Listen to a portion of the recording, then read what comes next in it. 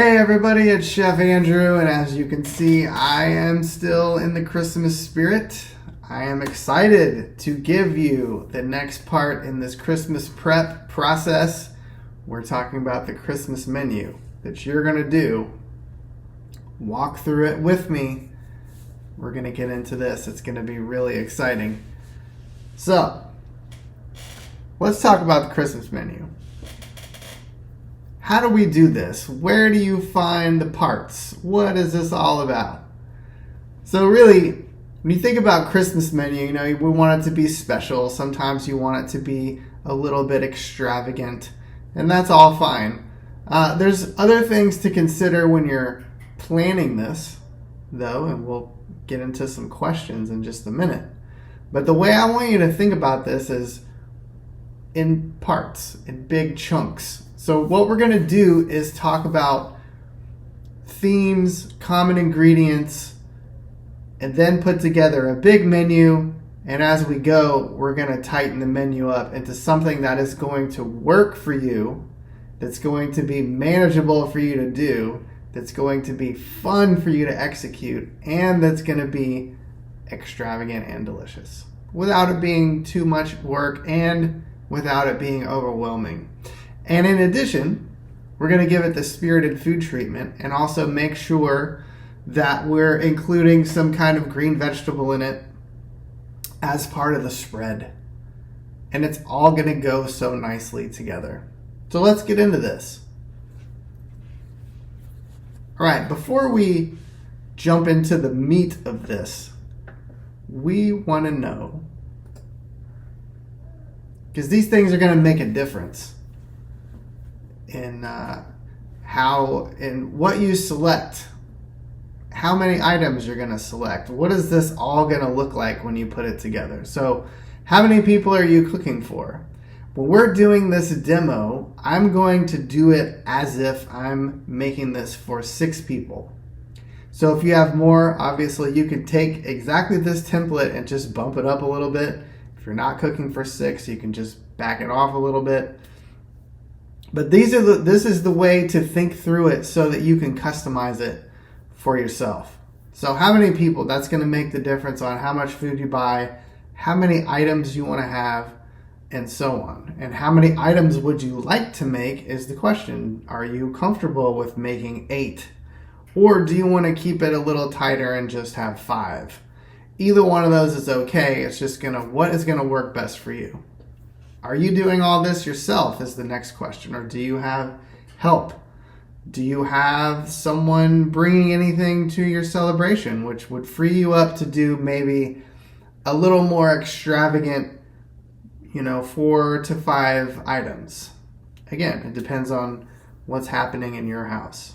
And lastly, this is most important to consider. What is your bandwidth to get this done? How much room do you have in your brain to think about something that may be pushing your abilities a little bit? Do you want to go there? Or do you want to just keep it nice and tighter and manageable and a little bit smaller, still with plenty of variety? These are all very important questions. We're going to come back to these questions at the end. So, remember I said we're thinking about this in terms of chunks or pieces. So when I tend to create a menu for a special occasion like Christmas, I generally start with the proteins and kind of build around that. So the main protein is going to be one section. And then for Christmas, everybody likes potatoes in some way. Maybe it's a mashed potato, maybe it's something else. So potatoes can be a section. Sweet potatoes are pretty common with holiday celebrations. Cranberry sauce is kind of a must when you come to Christmas specifically, so maybe that's a section. We have other vegetables. Then we think about wintertime and what's available. We have butternut squash. We have different kinds of pumpkin. We have chestnuts. We have winter herbs like sage and savory and, of course, parsley and rosemary and all those things. And we have chestnuts, and we have other things available wintry. So do you want to include those? And lastly, How do you find your recipes? Where do you come up with ideas? Right? That's an important thing to consider. If you're maybe not cooking that much, really it's what sounds good to you. What do you think would fit in a theme? What do you think is something that you can manage to make? It's not too complicated. So those are all things to consider. But you can just do a search for Christmas, beef entrees or Christmas carrot vegetables and just see what comes out. You want to select things that you like. Maybe you have a favorite cookbook or maybe a small collection of cookbooks and you can take 3, 4, 5 items out of those to start putting your menu together. Yeah, that's fine. Cooking magazines are great. There used to be a magazine called Food Arts, which was curated more towards the professional chefs, and that was my favorite magazine. And I used to get ideas out of there all the time because most of the contributions to the magazine came from other chefs. It was great. So magazines, cookbooks, friends, recipes, or just search in whatever way that makes sense to you. That's how to start getting ideas. So the process here is going to be, remember I talked about parts. We're going to build out our parts, and then we can take more than we need and condense it down following these rules. Okay, so here's what I've put together for you. Since I said proteins first, and this is the way that I do it, we're going to look at proteins. So I have, I think, 4 different options. And of course, rib roast is popular because it seems fancy and it's not hard to do. All you need to do is use a nice thermometer. This has a nice winter herb crust with a little bit of fennel and black pepper. It's nicely seasoned. It's a great item to have. And it feeds a lot of people. Same with this pork roast. It looks really fancy. It's still got the bone in. It's lightly stuffed right under the eye of the loin. It's got some herbs tucked in there. So it's going to be really flavorful with that crispy top and the nice soft meat inside. So that's a really good option if you're going with pork. We have a Christmas brisket. Of course, a lot of people do a brisket. We have some wintry type seasonings to go with that. Leeks, chestnuts, and juniper berries just as a seasoning. And then we have our classic, maple brine turkey. Not just for Thanksgiving. I think turkeys for Christmas are great as well. Our next chunk, we have gravy, of course. If you're going to have turkey, of course you have to have gravy. But sometimes gravy with a roast or gravy with a pork roast is also good. It doesn't have to be turkey necessarily, but here we are. Because there's also mushroom gravy. If you like mushrooms, maybe this is your option. Mushroom gravy with a ribeye is really great. There's a lot of flavor. It's got the earthiness. Really nice. So now we move into our different types of dressings. Because it is the holidays. We still have potentially a turkey on the menu, so dressings obviously do go with turkey, but they could also go with any type of other roast we may want to do. And we have some different types to choose from. This one is sourdough. It has some butternut squash incorporated into it. Then we have a classic kind of cornbread, more of a southern type dressing. And then third option, we have croissant, mushroom, and sage. So the mushrooms and sage give it that nice, wintry holiday flair that we're after. And this one's even been garnished with some pumpkin seeds. So you can go as wild with the textures as you want. And I'll say one thing that's nice about casseroles like this is that you just make one pan of it and then you're done. The one pan serves everybody that you need to serve. So it keeps your workload kind of in check. And it's not going to take up a ton of room either because it's just one pan. So when you're doing something like this, the more items that you can kind of consolidate into cooking into just one pan, the better. So that's also something to consider as we're moving on. Now we're into the potato section. One of my personal favorites, of course, you have the classic mashed potatoes with butter and cream. Always a crowd pleaser. Everybody loves mashed potatoes. But perhaps you want to go maybe a little fancier this year and do some Hasselback potatoes. These take a little more prep, but they look really cool and they come out texturally really interesting.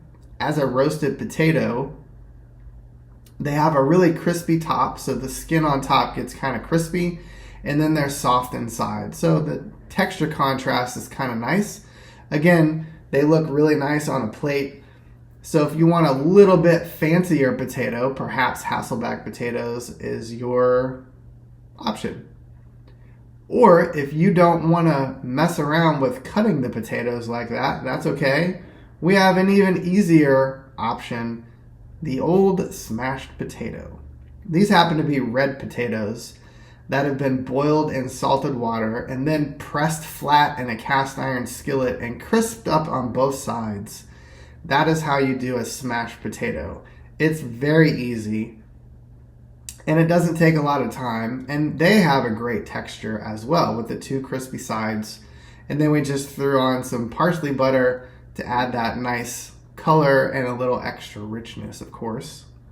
So that's our 3 potato options. And then we move into the sweet potato options, which some of you like and some of you don't. But we have a classic, mash with butter and toasted pecans on top.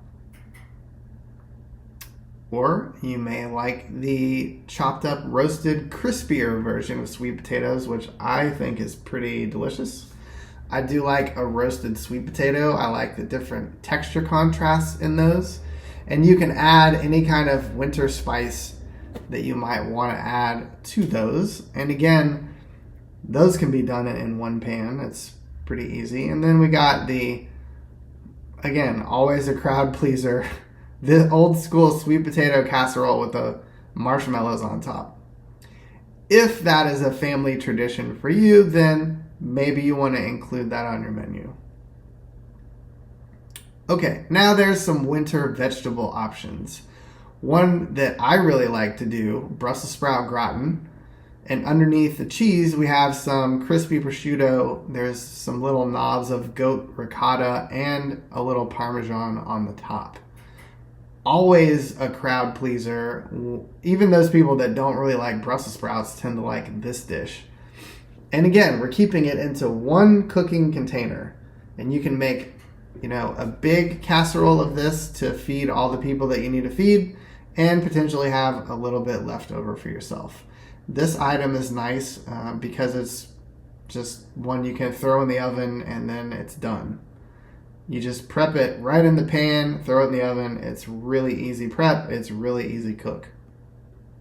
Good option. But maybe you like something a little more festive, a little more something that says Christmas. So you have roasted Brussels sprouts that are tossed with pecans and cranberries and crispy bacon, because bacon and Brussels sprouts are best friends. And this is just a nice holiday side. Then we have balsamic Brussels sprouts, and they have toasted pecans also, and finished with fresh pomegranate seeds. Now these have been roasted and then lightly glazed with some balsamic vinegar and olive oil. These are leaning more towards an Italian style dish, but there's not so much balsamic on there that it would be, not a fit for your traditional Christmas menu. I think this one is still would be a nice addition. And the balsamic makes these just slightly different than you might be used to. So also a good option. And Brussels sprouts are a nice holiday side. They're a abundantly available winter vegetable, which is why they got their own section. And then the cranberry section. The first one we have is roasted apple and chestnut cranberry chutney that's cooked with sugar and a little bit of vinegar and spices until it gets to be that thick consistency like that. This is great with turkey. I really do like a chutney because it's sweet and it's tart and you have some spices in there. It's really interesting. This also goes really well with a pork roast if you are considering doing something like that. And then we have the classic cranberry orange sauce, where the cranberries are cooked with some orange juice and sugar and perhaps a little spice like cinnamon, maybe a little bit of allspice in there too, and finished with just some fresh orange zest. Again, it's like everything goes into a pot and it gets cooked, and then you serve it cold or room temperature, everything in one bowl. So this is a good option too, as is your classic cranberry sauce, which is just straight cranberries, sugar, maybe a little bit of vanilla. Very easy. And you can serve it right out of the pan that you cooked it in if you want to. You know, there's nothing wrong with that. Now, more winter vegetables. Obviously, carrots are a winter vegetable, and these are nicely roasted rainbow carrots. And they've been finished with some orange and thyme butter. And not a lot, just a little something to add some flavor. They look great on a plate. If you're laying all the dishes out on your table, rainbow carrots are a real easy way to add a nice pop of color. And then you have those fresh thyme sprigs on there just to add a little more, garnish. There's also, this is leaning a little more Italian. This is roasted root vegetables and broccoli. They've all been roasted together. You can see some baby potatoes on there. There's some broccoli, some cherry tomatoes, dusted with a little bit of parsley. This also has red onions and turnips in it. So it's a real interesting mix. And it is more Italian inspired because it's been finished with basil and Parmesan. Although that doesn't mean that you have to finish it with basil and Parmesan. You could make the vegetables and finish it with whatever you wanted. So that might be a good option as well. And that's also a real easy way to incorporate more vegetables into your menu plan. And last in the winter veg category, we have roasted butternut squash with orange and green onion chimichurri. So you can see how much color is going on there. And the very thin slices of orange have been roasted with the butternut squash. And it's just finished with that fresh, really herby, fresh green onion chimichurri. So this is a really cool, interesting pumpkin side. Also with a ton of color. I think it's a beautiful dish. So if you're into that and you like butternut squash, maybe this is one for you. Then we have our green beans, and this is a holiday-inspired green beans for sure. It's got crispy bacon, some feta has been crumbled up on top there. You can see some cranberries and roasted shallots. And this is real simple, finished with just some olive oil, salt, and pepper. Not very hard to do. But this one also looks really pretty on the table. And it also feeds a lot of people. Green beans are one of those vegetables that just goes pretty far with not a lot. Then we have asparagus. There's a little chestnut vinaigrette and some toasted almonds that go with that. It's just keeping it kind of simple. Lightly grilled asparagus finished with the vinaigrette and toasted almonds done. That's a nice vegetable side. And then, most interestingly, I think, we have cream collard greens. That's got onions and red pepper flakes in it. Cream collards, pretty delicious. And collard greens are obviously a winter green, and this is a really cool kind of southern way to finish it. And even though it does have some cream in there, it's not too terribly heavy. And you can thin it out with a little bit of stock too if you decided to. But again, if you like greens at all, this might be a good way to incorporate some greens onto your menu. All right, now we're moving into everybody's favorite section, the dessert section. So we have the classic mint chocolate Yule log. That's what that looks like. And this is not that complicated to make. It may look like a lot of work, but it's really not. You're making one sponge cake and one filling, and then you just have a chocolate glaze after you roll it up, because it's all just flat, and you put the filling just on one side of the sponge and you roll it up, and then you just glaze the top. And most of the work comes with the decorating and making it look like a log. That's really all that is. So if that doesn't seem too complicated for you, it's a nice dessert. It's real pretty when it's sliced, and it's super festive. So that could be an option for you. If you're looking for something maybe a little simpler though, cinnamon roll bread pudding is always a good option. Again, one dish, everything bakes in the one dish, keeping everything just so much simpler that way. It's got a light little caramel glaze and some, toasted pecans to go on the top. Really easy and delicious. Everybody seems to love that one. And the same with this one, sweet potato bundt cake. This one is super moist. It's got great color from the sweet potatoes. And again, it is baked in one tin. So ease of preparation is going to be in this one as well. I love this. We eat sweet potato bundt cake for Christmas. It's one of those things. If I were picking a dessert, this would probably be one of my things.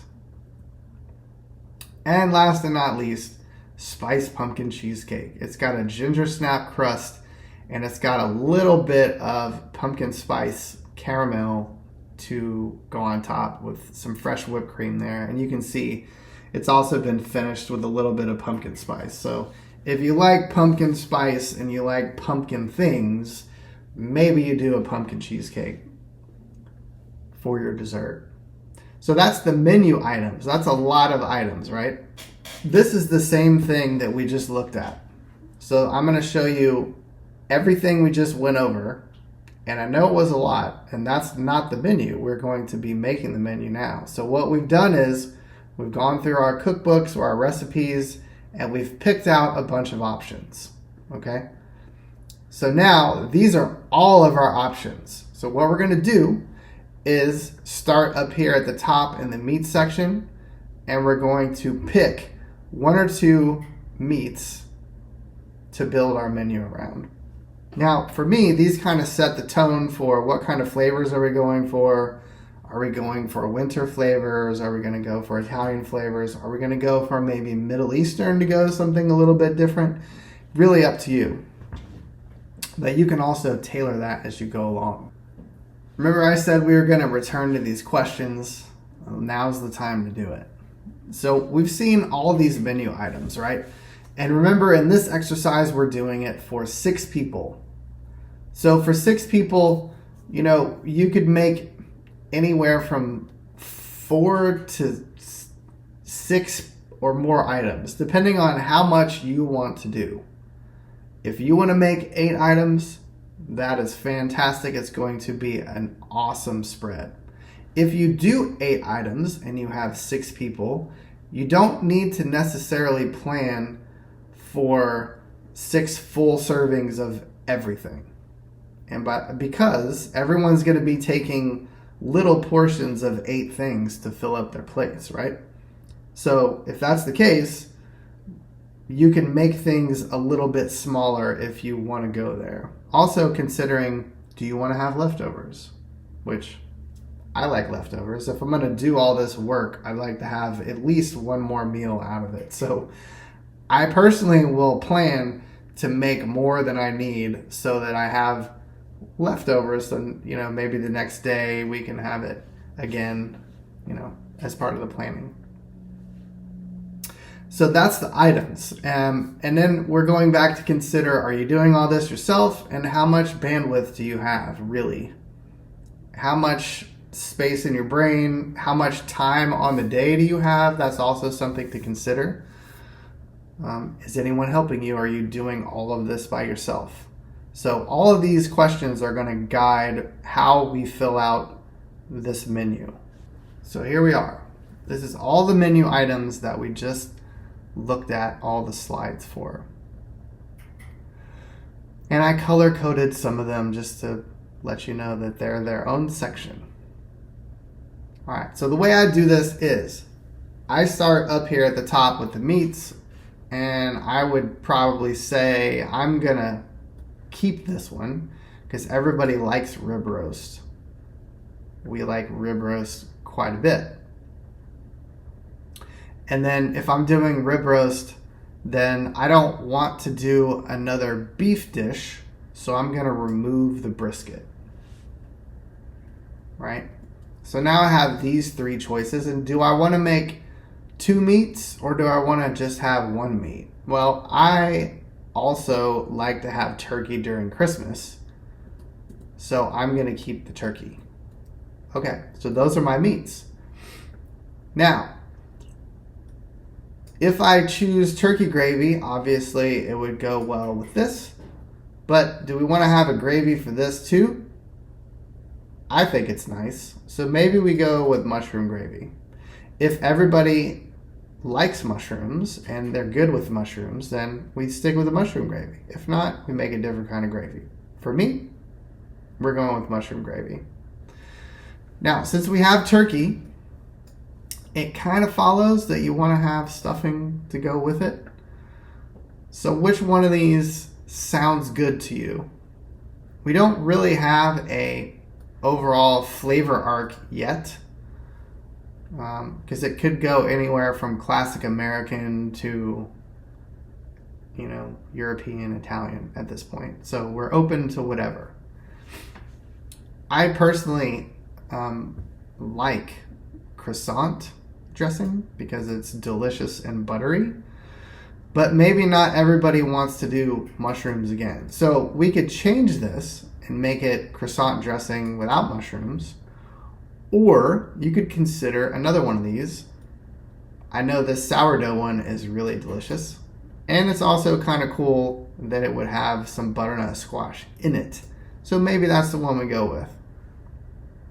I'm going to keep that one. Okay. Do we have potatoes? Most often than not, the answer is going to be yes, probably. Do you want to keep it super simple? Because this is the easiest one to make.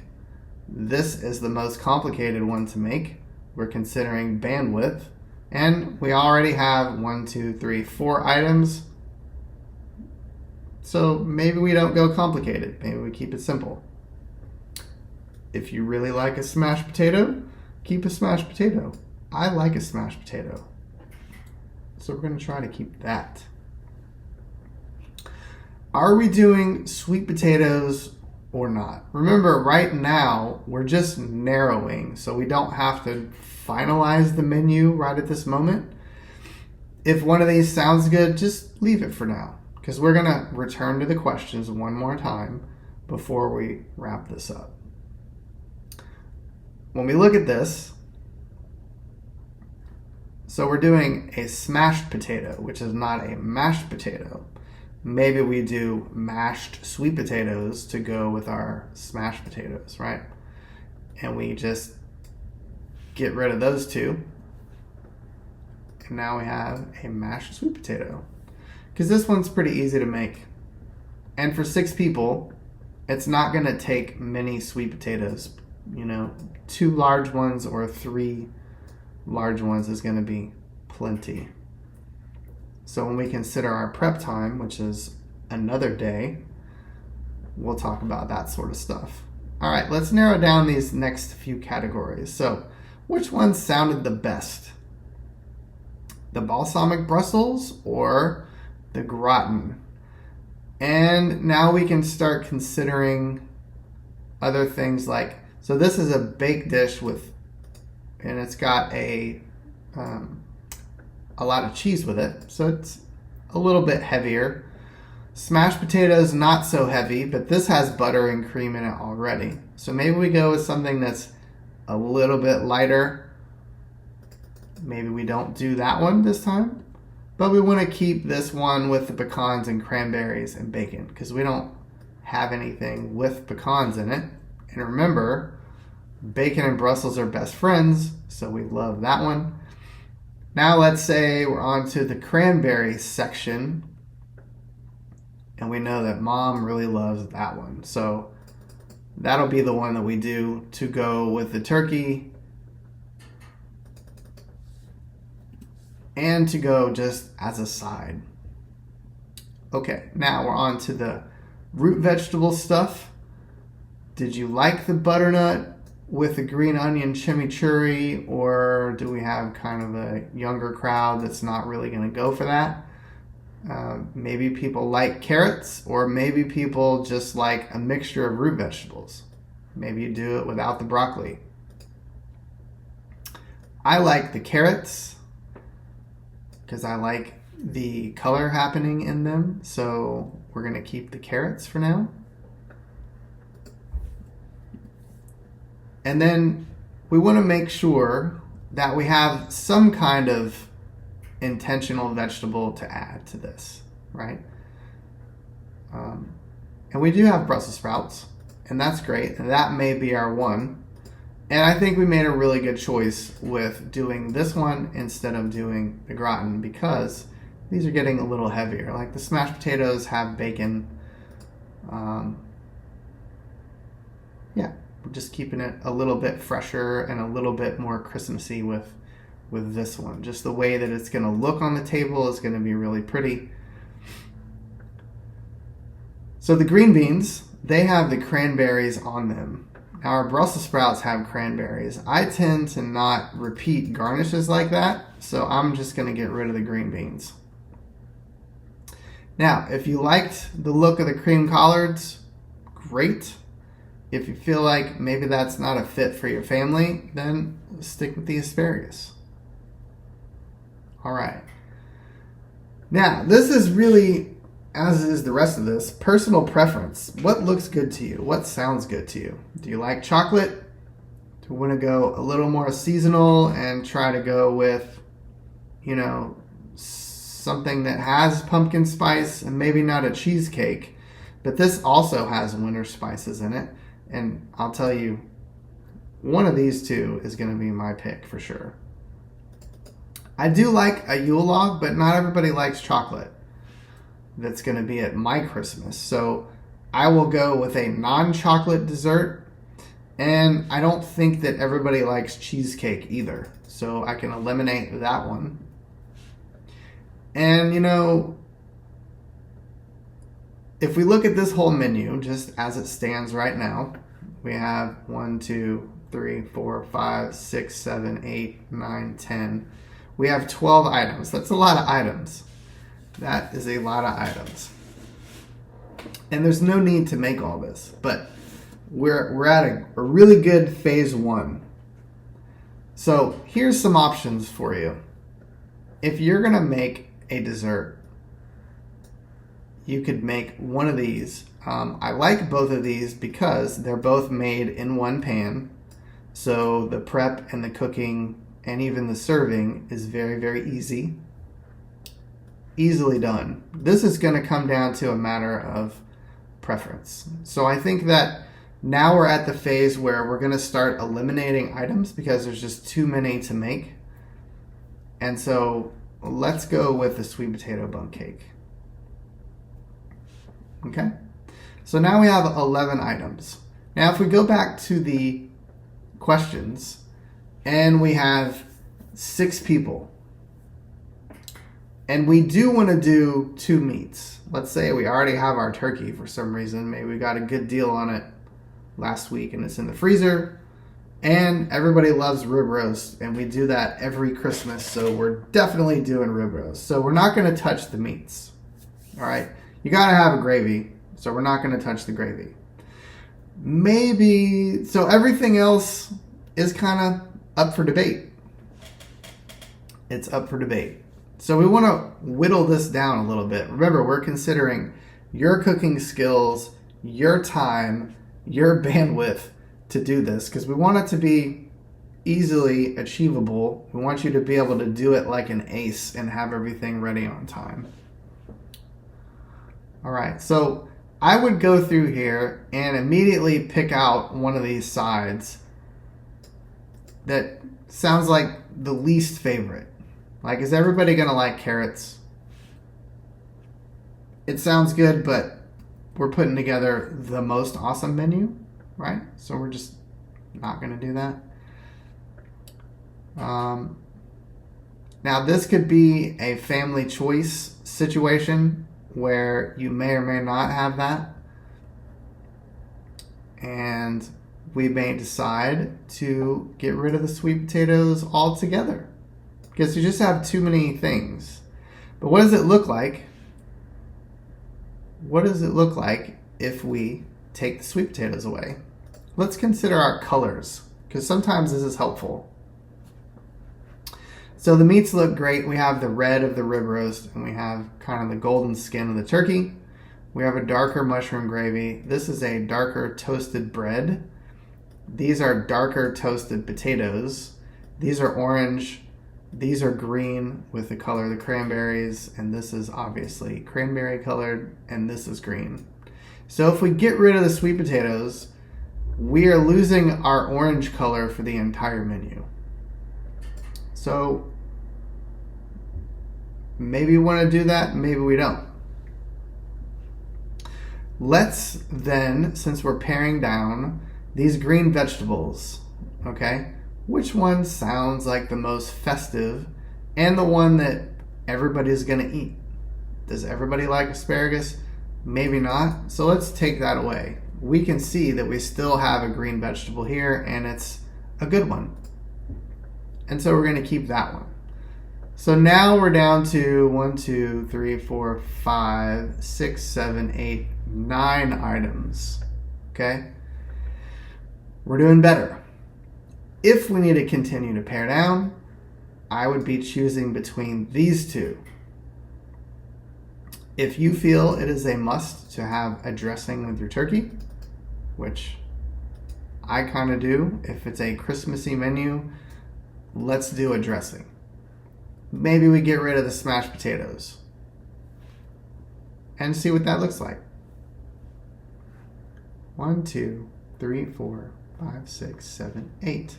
Okay, so that's 8 things. That's 8 things to make. But I think that this menu is very doable for most people.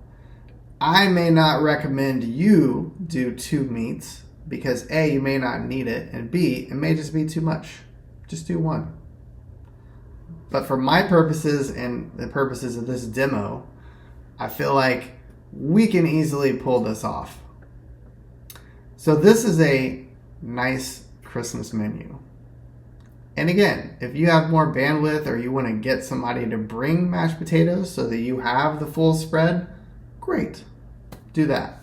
But this is the process. Now, if this feels like something that you can do, because remember, we're going to be using the day before to do prep for all of this so that on the day, when it comes the time for you to execute this menu, you're going to have things already prepped in the pan that they get baked in, wrapped so that you just unwrap, throw it in the oven, and in theory, everything should come out relatively together. Because we're going to talk about timing and when to do what and figure all that out for the day before so that you're totally ready to make this menu. So this is going to be the menu that we work from as an example moving forward. I would be excited about this menu. I think it's really great. Lots of color. It definitely feels festive and it definitely feels Christmassy. I hope you feel that way too. This is going to wrap up our session for Christmas prep this time. Look for me tomorrow where we are going to talk about some Christmas indulgences. And as I've told you before, it's not what you think. I'll see you tomorrow. Thanks.